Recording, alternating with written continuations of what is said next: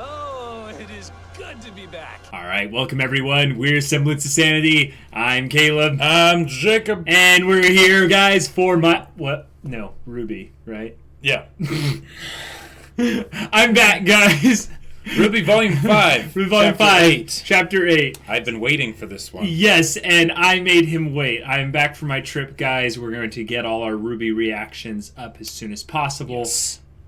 This one you won't see until they do the little unblocking thing. Right. So it might be a little bit. I'm sorry for you guys having to wait. But we're getting into it. Yes, the and final half of Volume 5. This is like, there's going to be a battle here. There's going to be there's serious stuff happening. I don't know how they're going to cut it, like, apart, basically, with the other storylines going on. Because, remember, you know, we've got stuff going on in Menagerie. We've got the things going on at Raven's Camp. We've got the things going on at Haven. It's going to be a little bit crazy. I'm going to hold off on predictions, particularly because this episode is a continuation after a cliffhanger, and there's a lot of crazy ways that it could go. Indeed. All right, so without further ado, let's get into this episode and see what happens. Oh, of course, they're not going to the battle right away. That is a great shot. It is. Was that YouTube? Or was that a visual glitch on the clip itself by the episode? Birds, Monty. Circling their prey. You're up early. Oh. Hey, sis. Hey. Boop. No, that's Nora's line. With the hair. What are you doing up? Can't fall back asleep. Me neither. Well, fortunately, coffee exists. Yes! Nice. And Blake's not here to want tea, so it's perfect. Sorry. I want them all to be back together, but... Don't worry, I put in blasphemous amounts of cream and sugar just for you. Yes. Oh, yeah, Blasphemous nice wife strikes amounts. again. I will pour this on you, and it will burn. Oh, this is great. I've missed this. Mistral. That's what you can't believe? Well, yeah, and all the other magic and stuff. But, okay, you know what I mean. I honestly wasn't sure if I'd ever see you two again. Well, here's to defying expectations. And then the stark contrast to the battle.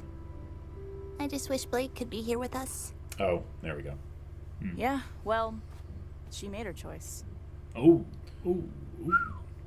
What's that supposed to mean? I mean, she could have been here if she just stuck around. It's no big deal, though. We'll be fine. Don't you want her here? Why would I want her here? Oh. Are you still mad at her for leaving? Oh, whatever gave you that idea, RWBY? No, I'm totally fine. I'm great. Let's start the episode off Calm with... down. Don't tell me to calm down. Yeah. Whoa. Yeah. Yang.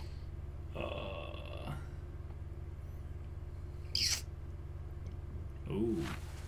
Whatever. Yeah, her reasons for not being able to sleep are probably a bit different than theirs. Yeah. And cut to Blake. Hey, Blake! You ready to go? Be right there. Yeah. This is where they're gonna get separated. Oh. Is that note? Yeah, She's to already lure seen them it? away. No, Oh no, she hasn't seen it yet. Okay. It's going too far. I'm not sure what to do. Find a quiet spot. I'll find you. Okay. Yeah, she's like, no, something's up. We've got the entire nocturnal section to hit up. You okay? Yeah, I'll meet you there. I need to take care of something first. One more. Oh. Wow, excuse me, guys. No. Oh, well, at least Sun will be here to Yeah. hold down the fort. People are still gonna die. Yeah, it's not going to be good, to say the least. Oh, that picture. That picture. She cuts off the Yeah? side with Blake. No. No, it's not that. Look, Ruby, I really don't want to talk Not about Ruby. it, okay? Yeah. Can you just leave me alone for a bit? Yeah. I'm glad it's Weiss. Yeah, Yes. me too. Oh. Hey, Weiss. Whoa. Need something? The expressions on Yang's, the animation and stuff. Oh my gosh. They do have a lot of detail this season. Yeah. I love the dust in the air. Yeah. I know she's our teammate, but I'm not just going to change my mind. I'm sorry, I don't think you know what it's like to be left. You have a giant family, Oh, recitals to perform at, dinners to attend. what? I didn't have any of that. My mom left me. Ruby's mom left too. Ty was always busy with school and Ruby couldn't even talk yet. I had to pick up the pieces. I had to keep Right. things And they together. can't let Blake off the hook Alone. because she has been very selfish and, like, not team-oriented recently. Weiss, if you have something to say, then say it. When I was 10, my dad finally admitted to my mom that the only reason he married her was for the family name. Wow. It was actually on my birthday. Ooh. He missed the big dinner. She got mad.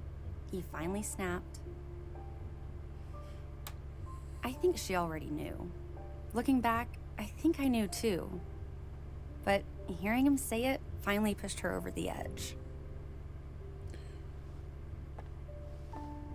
Whoa, this is huge. First, it was separate lunches and dinners. Opposite balconies at my recitals. A Yeah. glass of wine here, a glass of wine there. Then it was no dinners, no recitals, a bottle of wine here, and well, you get the idea. I'm really sorry. I shouldn't have assumed. You're right, though. I don't know loneliness like you do. It's a I have different my kind. own version. Mm-hmm. Yeah. And I'll bet Blake has her own version, too. She Yep. doesn't have to be alone, though. I was here for her. We all were. She chose to leave us. Why did. do you think she did that? Hmm? The entire time Blake was at Beacon, she was afraid to open up to people. She tried to keep her past separated from us. She tried to protect us. Wow. Eventually, those walls she put up came down. And the moment they did, the one thing she was afraid of actually happened. The universe proved her right. No one blamed her for anything. If she had just talked to us, she would have known that. How could I be there for her if she doesn't let me? Yeah. That's true. What if I needed her here for me? Yeah. Oh, that was so. Easy. I wish she More had than more just the too. shipping. I know, but Uh-huh. The only thing we can do now is be there for her when she's ready. When she comes back. Yep. If she comes back. She will. Yang, you, Ruby, and even Blake are more like family to me than my brother or even my own father. I would do anything for you three. And I'm willing to bet Blake feels the same way. yeah. So, when she's ready, I'll be there for her. And You should do. I know we're not as close, but I'll be there for you, too. I'm here for you too. Oh.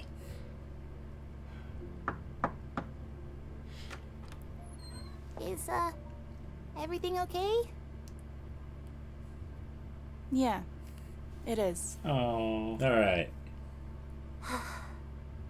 And Oh, this is so great. I love Yeah. the feelings and stuff, and now it's all about to go wrong. I really hope they don't push off the fight till next Ilya? episode, though.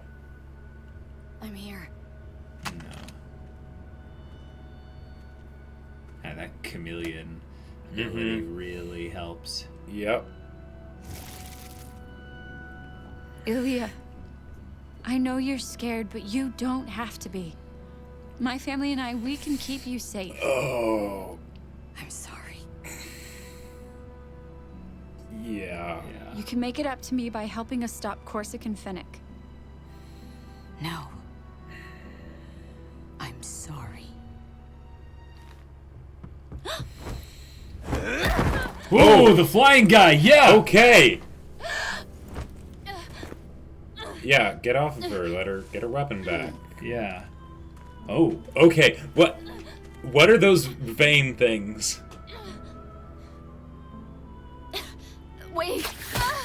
Oh, Spider. it's a spider. I've got her. Oh, she's a spider. Yeah. And to you, Ilya.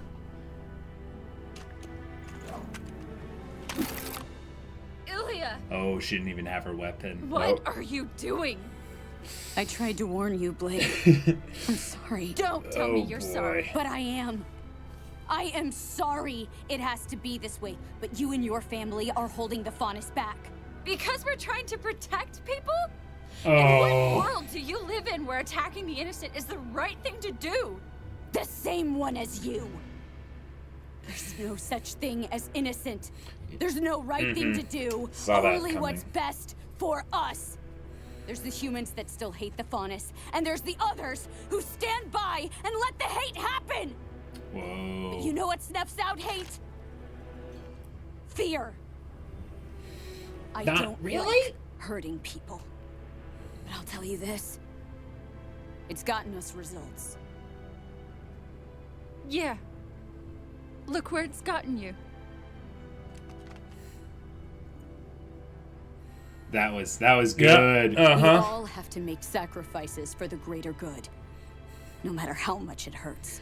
I hope And Blake... you think killing me It's not actually is really true, for but the I greater hope Blake good? has a plan on this, like she anticipated this somehow. But getting rid of your family is. Yeah. Yeah, she didn't You expect that. wouldn't. You can't. I won't let you. I know. That's why you're being sent to Mistral. To Adam. Oh. Ilya, please.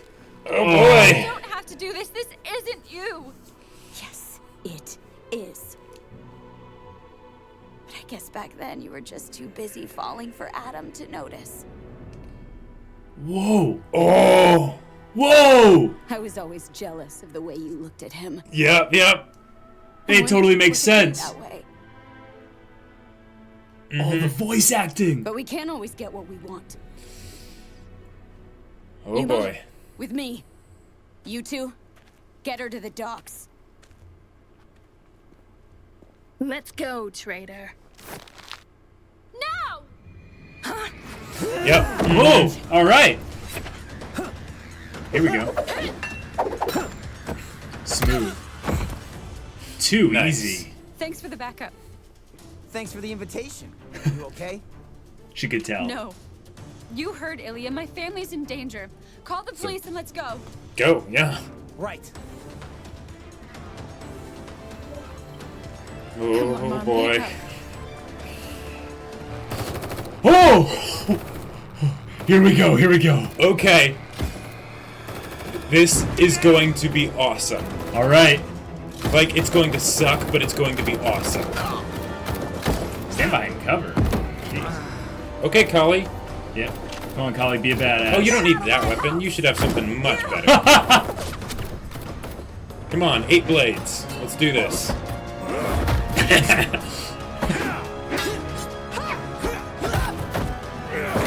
Oh, jeez. All right. Okay. You don't need no weapons.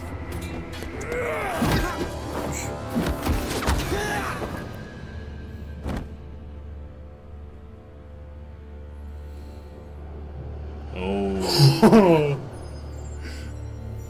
I believe it's time our dear chieftain stepped down, brother. Yes, brother. I'm afraid I'm inclined to agree. Oh, here we go. Wait, so he's gonna have to fight them all Oh, without Collie. jeez. Well, I mean, we saw this coming, didn't we? Yeah. Oh, he just growled. Oh my gosh! Of course they'd end it there. So, Okay, the voice so- acting for that episode is top notch. Top notch. Absolutely Barbara top-notch. Dunkelman just killing it as Yang. Absolutely. Weiss did a fantastic Kara job, Eberly too. killing it as Weiss. Yeah. I feel like Ruby didn't get as many line opportunities no, because they that's really true. wanted it That's- to be a yeah. unique Weiss Yang Yes. situation. I've been saying that in previous stuff. We have not gotten enough Right. Weiss Yang opportunities since Yeah. like volume 2, and then of course in this volume in particular. Now, but also Ilya's voice acting as was- well was just Ilya's was pretty good. It was all right. You know, All right. It was amazing. Okay. So, all right. This makes me way more interested in her character because it, in my mind, it's hell hath no fury like the wrath of a woman scorned, right? So Well, yeah, but that's kind of I get that. It's a phrase, but it doesn't always translate well. No. But in this instance, I'm glad because the two ways that I saw like this being likely to go for Ilya Right. is either that she's the person that gets redeemed, and she still might be, right? Right. But if she is, one of the problems is if they make it obvious that that's what's going to happen from the start, and they make it so that she doesn't have any backbone to actually stick to what she's saying. Exactly. That was what I was a little bit worried about. And with this, they're making it so that it's going to be coming from a much more like sympathetic standpoint because Absolutely. it's angry, it's emotional, it's personal, not just very personal. not just about this big thing of the funnest, because a lot of times that's such a huge conflict. It's not personal. It's very not personal. impersonal. Whereas that she personally has an issue with Blake, right? That makes me really excited for what she's going to do, because that seems like she'll have a lot more agency and start doing some of her own things that might not necessarily be coming down from Adam. That's true. And also, if you think about it from the perspective of us as the audience and our opinions of Blake, we've kind of gotten to see more and more of how tied she is to the past just over time. That's true. With seeing her constantly try to progress and grow, but keep regressing out of fear or insecurities and such. And you can see how Ilya would have gotten not necessarily scorned like you're talking about, but just kind of overlooked.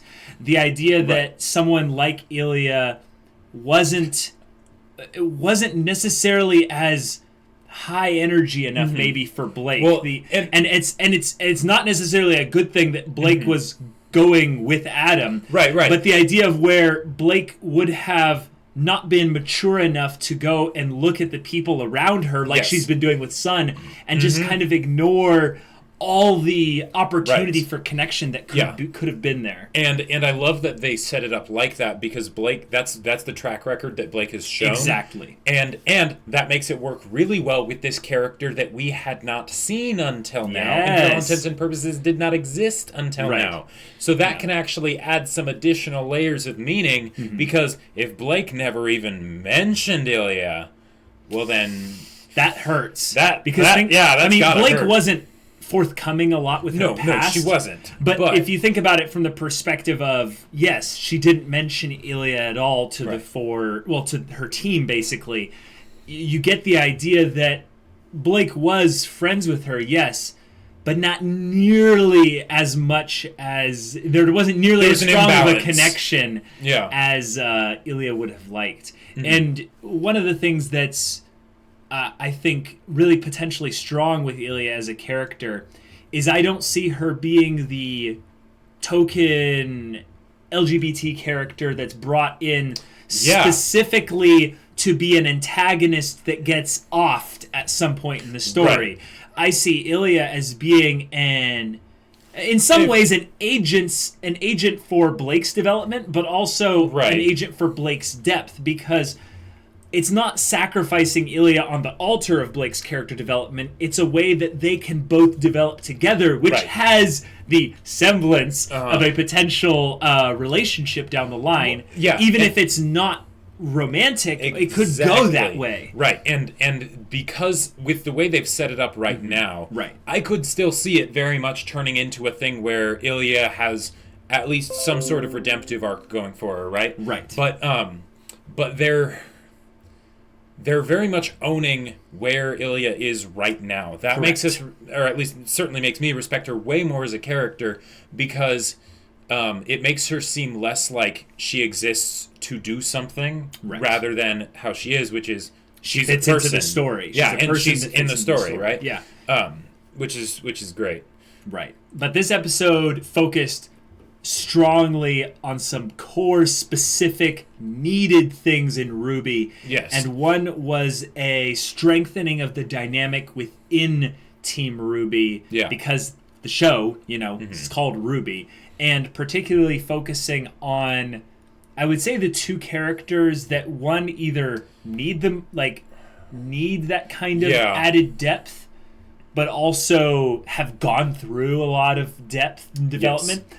Weiss has probably gone through the most development of anyone across the course of the show, just like she's so different now than how she was when exactly. She started. Yeah, and that's not necessarily a concluded arc, but it's the idea that when we see Weiss involved in this conversation as the resolution to some kind of internal conflict, contrasted with the Blake situation in Volume 1, you get a Weiss that is basically bringing maturity to the mix here, and a lot of patience that she just didn't have in Volume 1. But we're also seeing Yang's kind of being a lot like Blake in a way, and that in this moment she's holding on too tightly to things in the past. Right. And it's good that they have that there, because with the kinds of things that they have all been through, that makes sense. It would seem strange if they didn't. Yes. And since I would say that in a lot of ways, Yang is kind of more defensive and avoiding of conflict than Blake,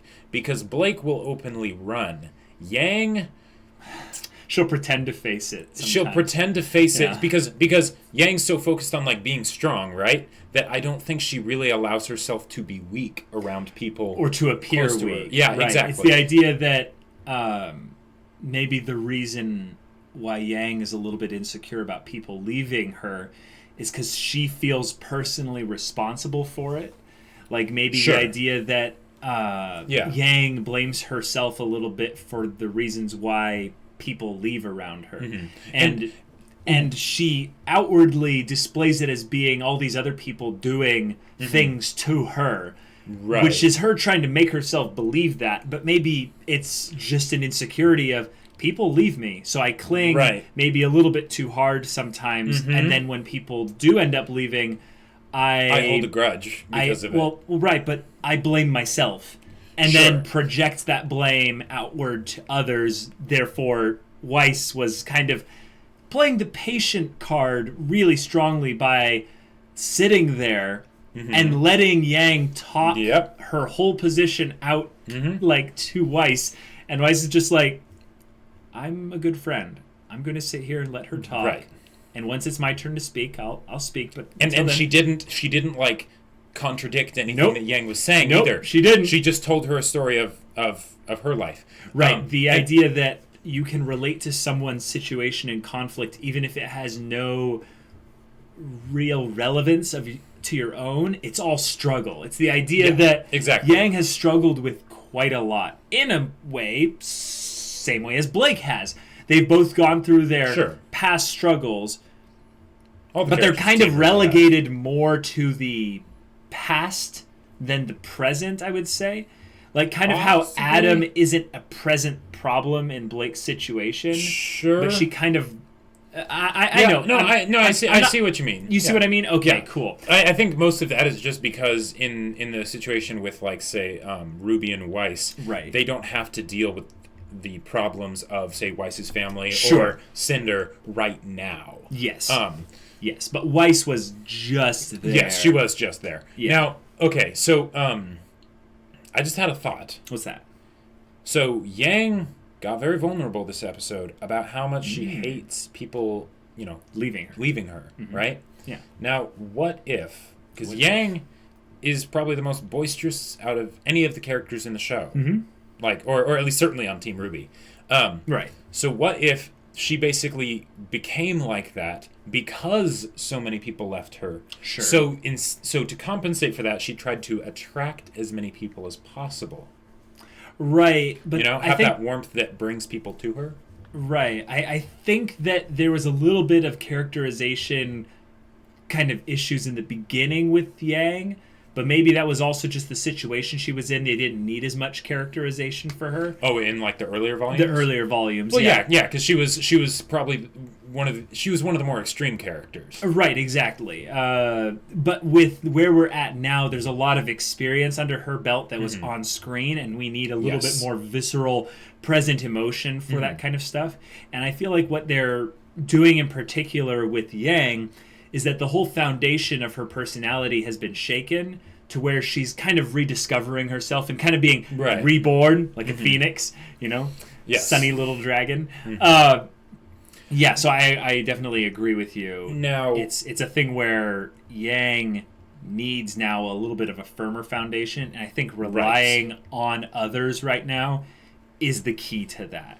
And it's important for her just as much as it is for the other members of Team RWBY, and even then Team Junior, that they all do that.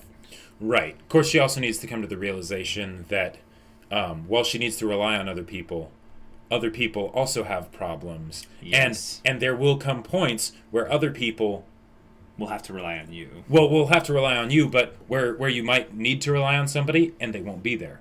Yes. That happens sometimes. And it isn't necessarily like yes, Blake shouldn't have run without saying anything, but that sometimes happens because no one's perfect, right? I mean, yeah, but we also know the plot reason of why she. No, absolutely. What I'm saying is that basically, I think while the 80% of it is that Yang needs to learn to depend on others, the other 20% is that she needs to reaffirm her foundations in herself, because I feel like those have been shaken very strongly. Right. She needs to get back to that point where it's like, yeah, I'm a Super Saiyan, and I can take on anything. I burn. Exactly. Yeah, getting to that place where she openly accepts others in their full access to who she is, at least on the surface and a little bit below the surface level. But then specifically for like her team to let some of them have access to those deeper parts. Right. But then to not expect the world out of people just because they're in her life. And that know that sometimes people are not perfect and they will fail you. And that's okay. And that's okay. Keep moving forward. Right. And that's kind of where Weiss is that she understands that people have made mistakes around her and stuff just as much as she has. And I think that humility, I would say, that she's kind of had to eat the humble pie of, basically, has made her more accepting of the mistakes of others, which is apparent here in this episode. It is. Now, I also think there was something cool in that they had the older members of Team RWBY group up and not have Ruby there, because Ruby might have simplified it and talked when she shouldn't have. Possibly. I think, possibly. I get the feeling Ruby probably would have, because it's Yang specifically, she probably would have been able to clue in. Maybe. Because, she knew what she was like when she didn't have the robot arm yet. Right. Now, okay, one thing. Not a whole lot happened this episode other than talking. No, the Belladonna stuff, the menagerie stuff was huge, Jacob. Well, no, I get that it's of huge importance, right? But for the I thought we were going to get a lot more of that, and certainly at least some of the fight at Raven's camp. I mean, I guess there aren't any super main characters there right now to be the perspective characters. Right. They could gloss over the fight. It's like, but don't really suck because it's going to be with two maidens, and I really hope it's not off screen. No, I think that's going to be the next episode. Okay, well, I hope so. It's going to. I think it almost has to be, right?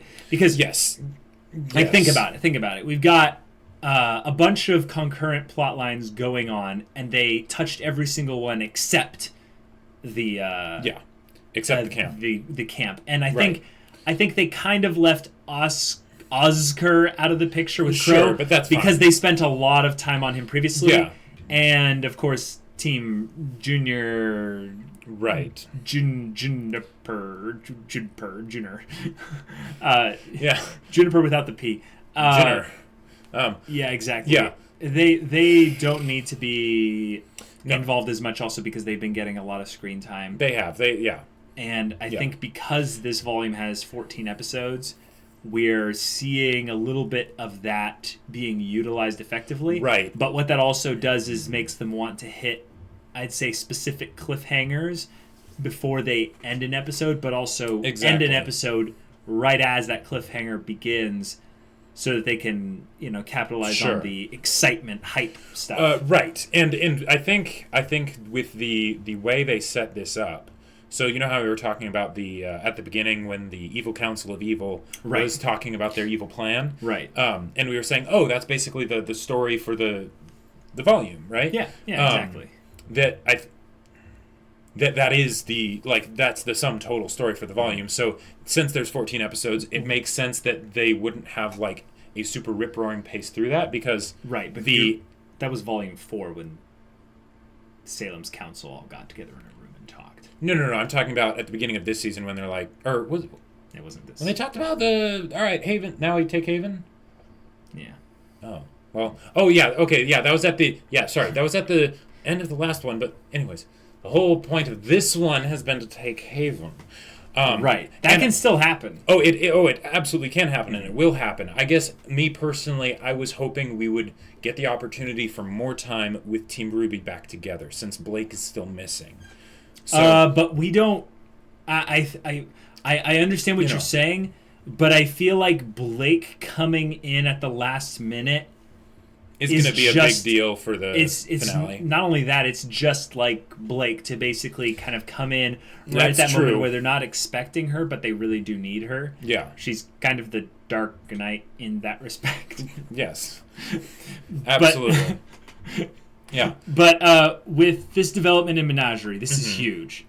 This is huge. Well, we already knew this was going to happen, though. No, I'm talking specifically about Ilya, Jacob. This is huge. Yes. Like this is a huge deal, guys. So back a long time ago, Monty Ohm was asked a question, specifically with regards to will there be any LGBT characters in the show RWBY?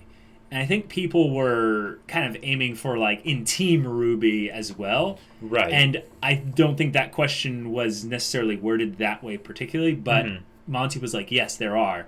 So one of the things I feel like people need to know about is there is a high likelihood that Ilya was a confirmed character design and was planned to be this way, introduced. But I don't think this is the last... Oh, no. No. And LGBT Absolutely. character. But this is the first one so far. Right, it is the first official one. And I would say the fact that they had this conversation with Yang and Weiss in parallel with the conversation with Ilya and Blake, in which Yang basically confirmed Bumblebee. Basically! That was intentional in my fact mind. And the fact that they had them in the same episode was very intentional. So that it's communicated to us, yes, we are Yang is talking about Bumblebee. And even if she doesn't quite understand that yet. Right, and it's not saying that it is happening, it is confirmed, it is reciprocated feelings on both sides. But at least the desire is there. The desire is there somewhat. And it is a point by which I will stand 100% for is that this is not just baiting from the creators now. Absolutely. I would say that they have been guilty a little bit in the past of kind of ship baiting. Yeah, but that happens in almost every anime. And Rooster Teeth in general is very very self-aware and has a finger on the pulse of their fans. Yeah, exactly. So when we see in the Weiss trailer the White Rose and things like that, there's very obvious stuff like that. But I want to say that because this is so integrally tied to Yang's development, this is big come future volumes. Yeah. Now, we might not get a full, Yang Blake confrontation, basically, in this volume, but I would be surprised if we didn't. I think, basically, by this happening in this episode, and this is episode 8, and we have 6 episodes to go, RWBY as a show can have lightning fast pacing if they want to. That's true. And there's a lot of ground they could cover in just the next 3 episodes alone. And I think they could get to Haven in 3 episodes. But I think also they could finish the whole Haven confrontation and have somewhere in there a Blake Yang talk of some kind. That's true. They could. They could also have Haven be like a really like Helm's Deep epic long battle. I hope so. I hope so. It would also suck if they cliffhangered Haven like. Oh no, they're not going to do that. Not like the beginning of it, but like in the middle. No. I don't think they will either. But yeah. I do see them. I do see them actually cliffhangering Blake and Yang now. I just want to say this. I'm calling this right here for Volume 5 stuff. There is going to be some kind of Bumblebee big development at the end of this volume that is going to make the fandom collectively lose their minds. And I know some people are like rabid shippers, casual shippers, they hate shipping. There's a whole gamut of people in there. I just enjoy what I see on the show that delves into growing and strengthening the characters. Right, so you're saying basically you think it might get to the point where, if it hasn't already, that you might actually be able to ship Bumblebee because it won't just be something off screen. Right. Even if it isn't necessarily reciprocated yet. Yeah. You know. Yeah. Okay. And that's really all I want to say about that.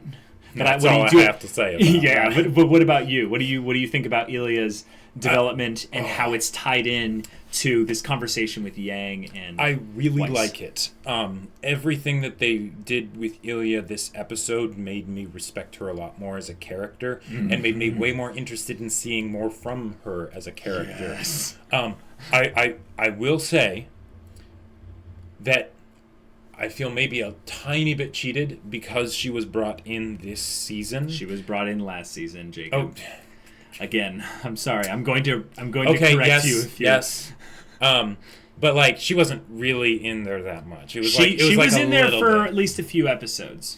Okay, well, as far as I'm concerned, this is her true introduction. No. I totally agree. She has been handled much better since Volume 4 because she was basically teased in Volume 4. Yes, absolutely. Volume 4 was the teaser for her. But it gave the full introduction as how she's connected to the story, what her power... Yes, it did. Semblance of weapon kind of combo is. Very cool, unique weapon. I'm very happy they did that. It's just one of those things where and maybe this is just because there are other side characters that I personally want to see, I had wanted to see a lot more from before Ilya came along. Right. And because, again, Ilya is being handled fantastically. I absolutely love it. I really want, like, more port and Oobleck and but you know they're not relevant to the story. And Cinder and stuff. Yeah, I know. Oh, well, Cinder, get ready. Oh, I'm calling this here because they're basically giving probably most of an episode to that fight. Yeah, probably. However they've got that set up, Cinder is going to be huge. Because I almost think that the fact that they haven't shown that in this episode, they means it's going to be a doozy. It's going to be huge because there's a couple ways it can go. And I don't want to go into like hard predictions because I'm probably going to be wrong, but I don't see it being a cut and dry fight. No, I don't either. Like there's going to be a conversation. Like I don't know how open some of them are for talking right now. No, but see, that's the thing. Watts is there, Jacob. There is a reason Watts is there. Okay, yeah, that's Watts true. is the voice of Salem, I think. I feel like Watts is the kind of person that isn't necessarily as terrifying on the power scale of things. That's more Cinder and Hazel's thing. Exactly. But Cinder right now is basically the right arm of Salem. She's the heavy-handed Darth power that comes through and just destroys everything. She's even got a mask now. I mean, she's basically Zuko. But the idea that Cinder could come in and have a full-fledged maiden-on-maiden battle with Vernal, but because Emerald is there, I cannot see them losing. I cannot see them losing. Vernal will put up an epic fight, and she will totally not win. and she, at the very least, will not. She won't go down easy. She will not kill any of them, unfortunately. I mean, if they wanted to have her like kill Mercury or something, that would be crazy. I think that has a potential, but this like fight 15%. Maybe. This fight has a higher potential, I think, for being the instrument of Raven's death, if anything. Possibly. I don't think they would. I don't think they would Possibly. introduce Vernal to immediately kill her. But I see Vernal also as being a little bit wavering in her specific... I feel like Vernal is probably just as selfish in a way as that Raven is, and would think about herself over Raven if it came down to that. Well, that's why I think Raven's in a little bit of trouble. Here's my question. Do they have a way to take Vernal's maiden powers by force? I'm guessing so. Well, right. But there's no limitation like, oh, only Cinder can do it, and she can't have more than one maiden power at a time, or something like that. Like, assuming, we don't know. Right. We don't know. But assuming not that, right? Yeah. They don't actually have a reason to keep Vernal around. No, they don't. That's why I think either Vernal's getting away. Probably. Vernal is subdued, and they basically, find some way to take her to Salem. Right. Unless... Okay. Or this is the thing I'm actually a little bit worried about, is they're going to kill a lot of people, but not people that we care about, people that Raven cares about. This is Raven's tribe. We had to find out how much does Raven actually care about the people within the tribe. That's true. And Cinder, Emerald, Mercury, and Watts, they all have that killer kind of thing where they're just like, oh, people? Kill them. Morality. Kill them all. Yeah. I am worried actually that they will leverage that against Raven to just give them the maiden. Then it's going to be a thing of Vernal being like, nope, I'm noping out of this. Raven's too practical for that. And here's my big beef that I might have with this fight. Raven has the ultimate way for them to run away, right? Now, as long as they can't just jump through it. Yeah, as long as they can't just jump through it, and as long as Emerald can't mess with her mind so much that she doesn't know how much trouble she's in or whatever. But assuming that it's some sort of drawn out fight where Raven realizes, hey, right, this isn't, and she's already established that it's not just about whether you can win the fight; it's about whether the fight is worth fighting, right? So, I hope there aren't these big gaping holes where it's like, why didn't Raven just teleport them away? So if they do something like what you're saying with the tribe, I would love to see that, because that would be a side of Raven we haven't really seen before. Will it also be a way for us to see some more depth from Raven in particular? But I also think the conversation is where the huge point of the episode is going to be. I feel like the fight is going to be dramatic and quick. It is not going to be as long drawn out, because if you think about it, I'm a little bit metagaming here, but there's too many power players on one screen. Yep, it's true. Unfortunately, you can't do justice for that over an extended period of time. How much work did they probably put into the shot in Volume 3, where it went through all the other teams as they're fighting the mechs and everything? It's going to be tough for them to do a true fight where it's because here's how I see it.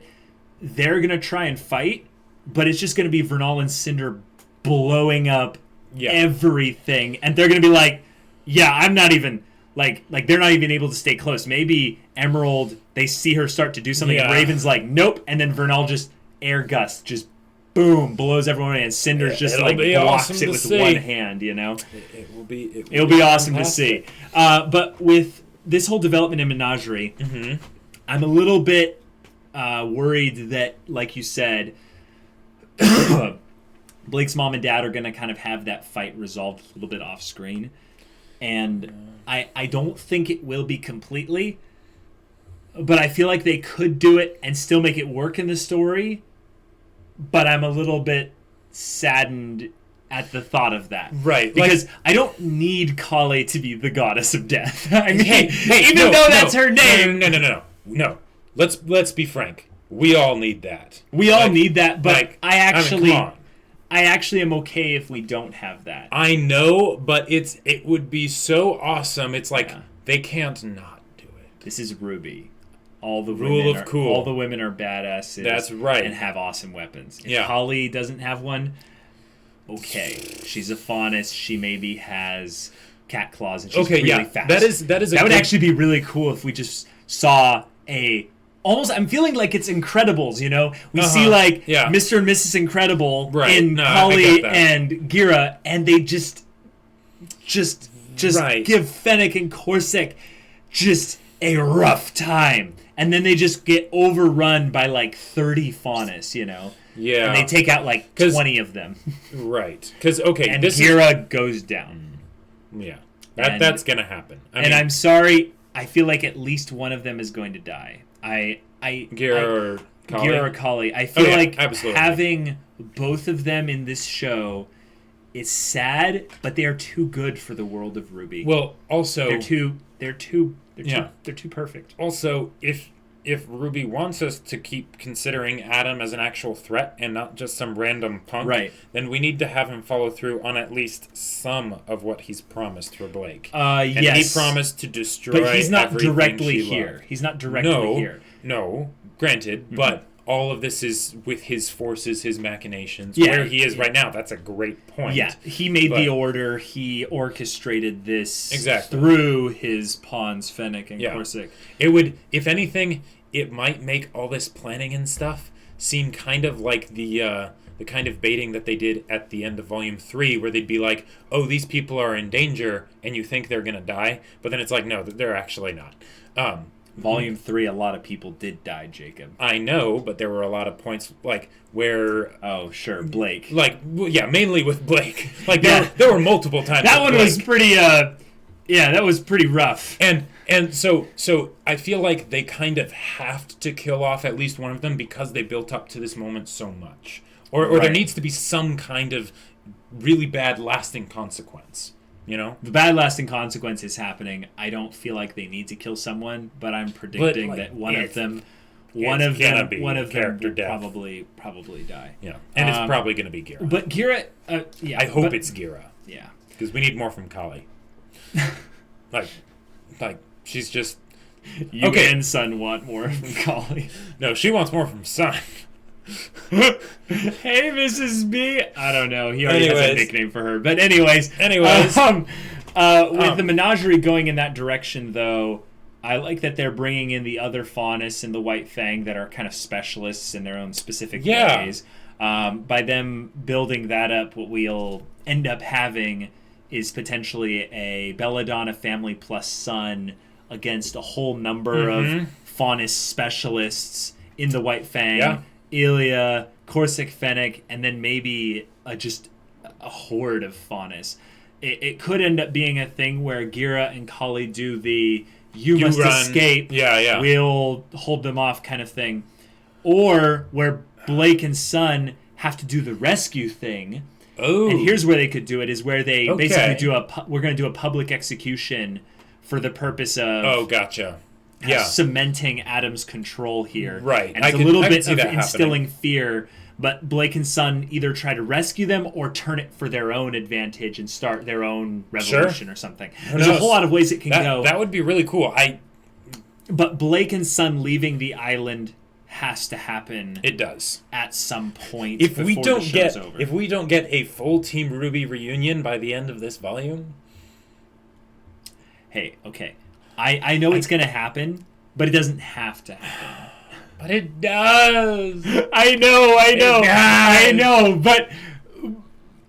Like, I mean, come on. Yeah, we'll make a prediction. Yes. Yeah, they're getting back together, because technically I think my prediction is already off. I think I predicted that by, like, episode 7 or 8, that RWBY would be back together. Yeah, I thought so, too. I did not think it would take this long. I think it was...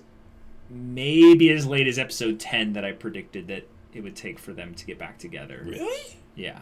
Oh. I'm not sure about that because I don't remember when I made the prediction. I think it was like episode 1 or episode 2. It was like based on where they're all at in their stories, we'll probably get their reunion at this point. But I could see them now pushing it back as late as like episode 12. Mm-hmm. I think episode 12 will probably be when it actually happens. Ooh, but given the pacing of where they're moving characters towards each other, they're basically saying we're not going to do volume 4 and make movement slow. We're going to talk about where the movement can be fast and then just make those parts really quick. Kind of how Weiss and Yang got together in a way that made a lot of sense. Yes, and one other thing I want to point out, with this volume so far, it has been a lot more conversation heavy than action focused, which is why I think they got the extra 2 episodes. I think that's why they got the extra 2 episodes, right? Yep. And I want to just basically shout out props to them for that, because while I do think we need a bit more action, like I would have liked for there to be more action this episode. Sure. The fact that they're basically erring on the side of more character focus than more action focus, that is awesome. RWBY has I wish more stories did that. Yeah, and RWBY is already known for its action. Exactly. So while now you it's covering its other base, basically. Right, but while you might feel they have a desire to reaffirm their commitment to doing good action because Monty's passed away, I feel like they're taking the Volume 2 approach. Okay? Yeah. Do you remember how many good conversations were in Volume 2? There were Kira and Jean, Blake and Yang, the 3 girls around the campfire. Yeah, there were so many good depth character building conversations that happened. Wasn't Jean and Ren in that volume as well? Yeah, I don't think that one was really a conversation. I think that was a monologue, and with a little bit of you. That completely counts, and it had Nora interjecting her. We're not together. That right. Counts. That counts. I think though that the connection is there, and it's intentional because RWBY might be one of those shows where they're actually thinking about it a little bit in a good formula of the cycle of 3 volumes. Where the second volume will capitulate in a fight, but it's not the big fight, and then volume 6 will have an even greater build-up to a world-shattering event of some kind. Because I feel like the battle for Haven is going to be won by the good guys, actually. Yeah. I feel like the good guys having a win here would be huge. Yeah, at the very least, it's not going to be 100% loss. Yes, it's not going to be 100% loss like Beacon was. Exactly. Even though you say, Cinder got, hit by the Silver Eyes. It was a pretty horrible loss. Yeah, it was like 98%. They lost loss. Ozpin, guys. Yeah. Cinder punked him as far as we know. He didn't die when he was killed. But yes. Yeah. Okay, so with where things are going, Battle for Haven is probably in 2 to 3 episodes. Right. I would say 3. And the fact that they are taking this long to get to it means it's going to it's not going to be short. It's not going to be short. No. This is going to be a multi-stage course. And we also don't know what Salem is bringing to the table from her end because she's been oddly vacant the last many episodes. I mean, collecting the Pokemon is cool, but you need. I'm guessing she would have more than just Maiden Siege machines, the God Rocks, exactly, the Infinity Stones. Right? Yeah, we got to get the plot rocks together so that we can assemble all the powers of the universe and powers combine and do all that. And that's going to be something epic when that does happen. Right. But right now we're seeing the assemblage there's of more. The assemblage of maiden powers potentially as well. Oh, that's and right. What if the Battle for Haven comes in where it's 2 maidens, 2 maidens' powers coming against Haven? Oh yeah, that could very much happen. It could. And I'm worried for the good guys in that they will not come out of this unscathed. But I feel like there are a lot of guys there are a lot of enemies on the bad guy side that are their number is up. Awakening. Their number is up. Adam? No, not yet. Adam. No. I don't think necessarily his demise is coming, but I feel like it's going to begin by the end of this. I think it begun once he killed Sienna Khan. Yes, I agree. And as soon as Hazel did that, yeah, but I feel like that's why they had that as such a rude shock in the second episode. And we're going to see how it all comes full circle.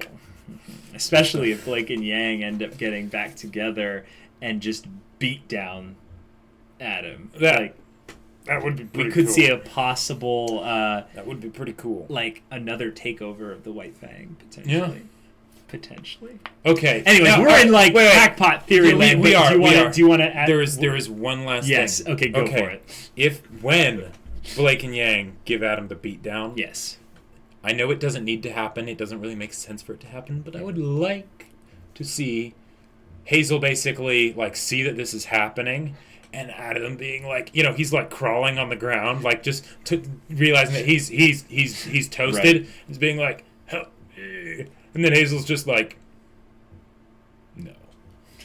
Yeah, I feel like Hazel's care for Adam is so low. Oh yeah, that it wouldn't even take much. No, he wouldn't even be around for the fight. Sure. Like, he's just like, forget this guy. I'm going back to Salem.